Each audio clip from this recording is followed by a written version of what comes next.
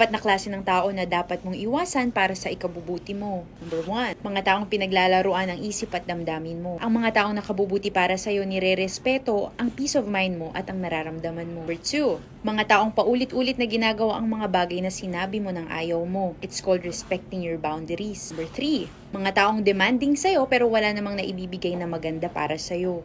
Give and take. Number 4, mga taong hindi marunong umako ng kasalanan at humingi ng tawad sa mga nagawa nila sa'yo.